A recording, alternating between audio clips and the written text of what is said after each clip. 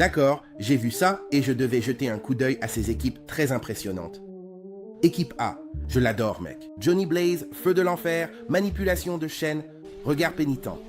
Spawn, pouvoir de nécroplasme, magie infernale, immortalité.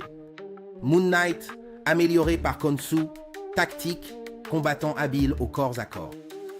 Ghosty et Spawn seuls sont des entités surnaturelles mortelles. Moon Knight ajoute une imprévisibilité tactique. C'est une équipe brutale, axée sur la magie. J'aime ça. Équipe B. Green Lantern Hal Jordan. Construction énergétique basée sur la volonté, combat spatial. Surfer, pouvoir cosmique, voyage plus rapide que la lumière, conscience quasi omnisciente. Nova, Richard Rider, pouvoir de Nova, statistiques surhumaines, décharge d'énergie. Équipe purement énergétique cosmique. Silver Surfer, à lui seul, peut affronter des planètes. Cette équipe a une vitesse folle, une puissance de portée et une polyvalence. Équipe C. Doctor Strange, maître des arts mystiques, manipulation du temps et des dimensions. Scarlet Witch, magie du chaos, altération de la réalité. Doctor Fate, manie le pouvoir de Naboo, manipulation du destin, artefact magique, destruction magique, multi-univers pur et simple avec ces gars-là. La réalité, le temps et le destin sont tous dans la boîte à outils de cette équipe. Probablement le trio le plus OP, si la magie n'est pas rencontrée. Maintenant, équipe D.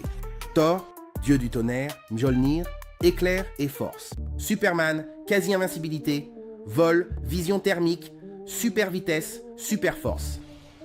Sentry, pouvoir basé sur le solaire. Manipulation moléculaire. Presque instable avec le vide. C'est une équipe de puissance brute, ici, brutalité de niveau divin.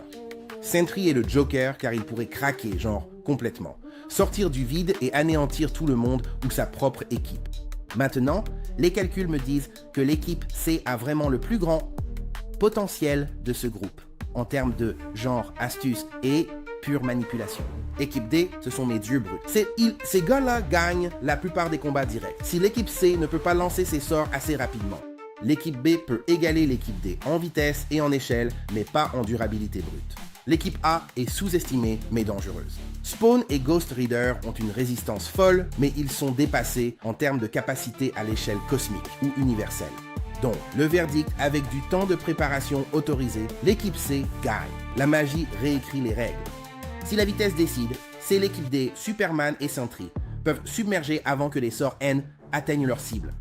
Si c'est équilibré et que tout le monde est à pleine puissance. Donc, les résultats probables sur celui-ci, l'équipe C contre l'équipe D avec l'équipe C, qui l'emporte légèrement grâce à la distorsion de la réalité. Sentry devient complètement vide. Donc, c'est comme ça que je vois les choses. Nous pouvons entrer dans une analyse plus approfondie des personnages, mais de superbes affrontements tout autour.